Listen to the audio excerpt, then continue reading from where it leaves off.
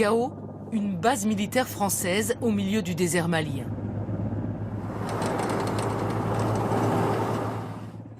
Elle accueille jusqu'à 1600 soldats français. Un camp retranché, protégé, où derrière les barbelés, une vie s'organise. Une vie en OPEX, en opération extérieure. Le lieutenant Yann est pilote au 5e régiment d'hélicoptères de combat. Il alterne mission et moments de récupération. Sa zone vie, comme tous les militaires l'appellent, se trouve sous une tente au détour de quelques sacs de sable. Voilà, bienvenue. On est dans la tente des pilotes Puma. Comme vous voyez ici, on a un petit peu installé une petite zone vie où on arrive à se retrouver tous ensemble le soir. Et puis ensuite, sur les côtés, les alvéoles dans lesquels chacun a son petit coin à lui. Un petit espace lit avec notre moustiquaire individuel. Notre gilet pare-balles avec un petit lot santé. On a donc un FAMAS. Chacun arrive à s'adapter un peu à sa manière. Moi, je me suis fait une micro-table. J'ai mes lectures. Et puis, mon épouse, Mathilde. Une petite photo de vacances.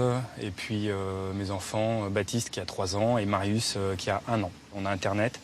On arrive à communiquer avec eux tous les jours, quasiment. On a des coupures régulières, mais on s'y adapte aussi. Et puis, on arrive quand même à garder le lien. Ouais. À l'autre bout du camp, des commandos se préparent. Des parachutistes qui interviennent dans des situations délicates comme l'arrestation de chefs djihadistes. L'adjudant-chef Jean-Michel va briefer ses hommes. Ok, c'est bon, on va refaire un petit check de la situation. Une fois qu'on a pénétré à l'intérieur, on travaille tout en souplesse et en délicatesse, d'accord? Le but pour nous, c'est de rentrer en discrétion et de faire le minimum de bruit pour surprendre l'ennemi. Ok. Ils ont 5 minutes pour mener à bien l'opération. C'est par gestes qu'ils communiquent. L'exercice est parfaitement rodé. Contact, contact!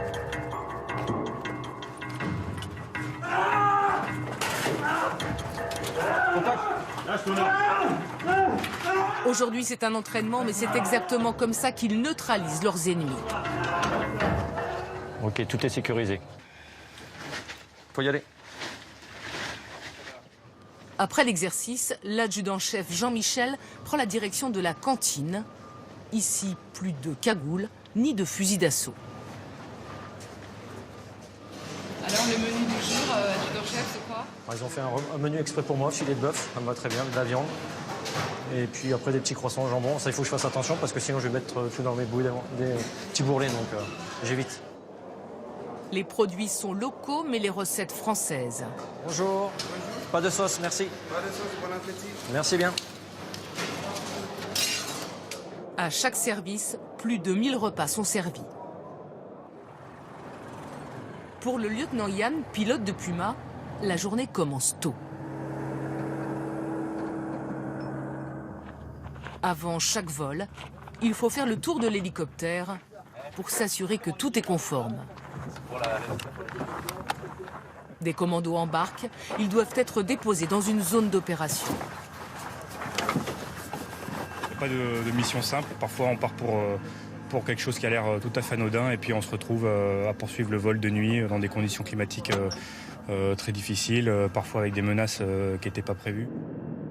Le Puma est toujours escorté par un hélicoptère d'attaque, le Tigre. Les pilotes volent en rase-motte. Un vol tactique à moins de 5 mètres du sol, seule façon de ne pas être repéré. Les terroristes sont très mobiles, ils se déplacent bien sur un terrain qu'ils connaissent par cœur, qui est chez eux. À nous de savoir soit être invisible, soit au contraire aller les débusquer quand il le faut. Nous allons passer plusieurs jours dans le désert avec un groupe de combat. À 1 heure de vol de la base de Gao et à quelques kilomètres de la frontière avec le Niger, une zone refuge pour les djihadistes. Par mesure de sécurité, l'hélicoptère ne doit pas rester plus de quelques minutes au sol. nous devons quitter l'appareil au rotor tournant. C'est ici que commence l'opération militaire française baptisée Koufra.